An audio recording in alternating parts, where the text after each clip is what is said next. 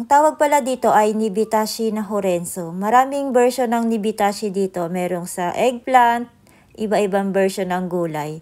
Madali lang yung sauce niya. Soy sauce, mirin, at saka sake. Kuluin nyo lang siya, tapos iset aside nyo. Tapos magpakulo ulit kayo ng tubig para naman sa ating spinach.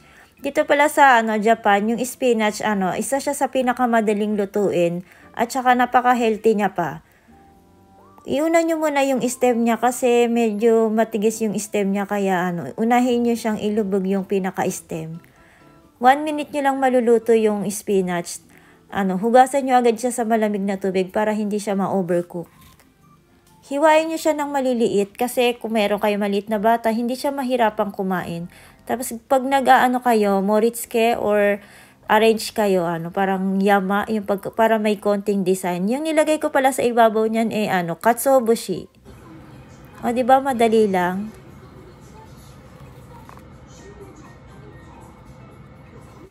Ang tawag dito ay goma ae. Ang ibig sabihin ng goma ay sesame seeds. Ang ae naman ay airo sa kanji. Ang ibig sabihin, lagyan mo ng dressing yung vegetable. Ito palang goma ae ay hindi lang ginagamit sa spinach, pwede rin siya sa komatsu na or sa ibang green na vegetables. Ito palang Horenzo na goma ae ay napaka-popular nito sa Japanese side dish. Makikita mo siya sa restaurant at saka sa mga Japanese home cooking. At kung gusto mo maging vegetarian, pwede mo siyang isama sa yung healthy na recipe. Nilagyan ko rin siya ng carrot para madagdagan siya kasi kapag pinakuluan mo yung spinach, napaka-konti niya. Kaya pwede mo rin siyang dagdagan ng ninjin or carrot at saka ng konnyaku. Etong recipe na spinach ay hindi lang pang matanda, pwede rin sa bata. Tiyak na magugustuhan niya to. Ang tips ko sa inyo, pag nagpapakain kayo ng mga gulay sa bata, liit-liitan niyo yung hiwa niya para hindi siya mahirapang kainin. Ang tawag dito sa sesame seeds na to ay roasted. Nilagyan ko lang siya ng soy sauce at saka ng konting sugar. Ito palang Horenzo recipe na na-share ko sa inyo ay palagi mo siyang makikita sa mga Reito Shokuhin ng mga Japanese sa supermarket.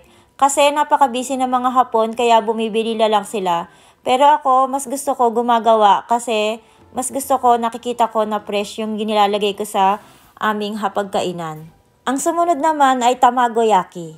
Napakaraming version ng tamagoyaki dito sa Japan. Matutuklasan mo na pwede rin palang lagyan ng mga iba't ibang klase ng gulay ang kanilang tamagoyaki.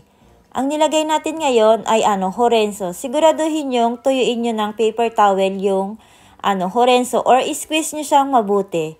Ang isa sa ibibigay ko sa inyo na tips kapag gusto nyo lagyan ng Horenzo or spinach ang inyong tamagoyaki, siguraduhin yung pino ang pagkakahiwa ng spinach. At kapag pinakuluan nyo yung isang bundle, huwag nyong ilalagay lahat. Parang 1/4 lang yung ilalagay nyo.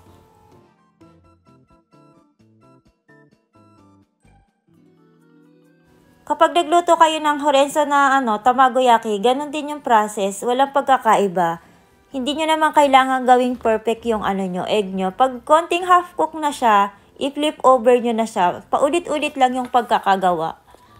Sa umpisa, parang mahihirapan ka, pero napakadali lang ng tamagoyaki. Kung pang sarili nyo lang bahay, hindi mo naman kailangan gawing perfect. Kasi yung sa akin, hindi rin perfect. Pero kung paulit-ulit yung gagawin yan, makakasanayan nyo rin yan. Kasi minsan kapag kayo, on the go na kayo, marami kayong ginagawa, minsan hindi nyo na siya mapaperfect, okay lang yan.